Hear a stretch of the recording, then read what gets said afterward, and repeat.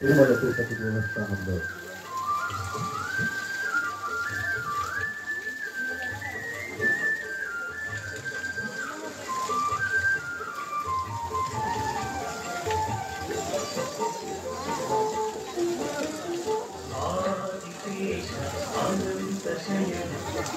మనకు సంవత్సరంలో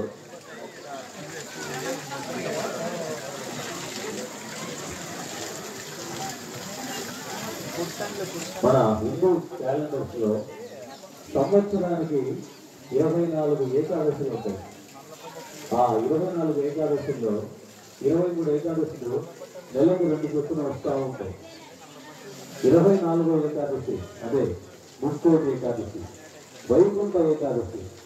ఈరోజు వైకుంఠ ఏకాదశి, దీనికి ఇంకో పేరు మోక్షద ఏకాదశి, అంటే మోక్షాన్ని ప్రసాదిస్తుంది.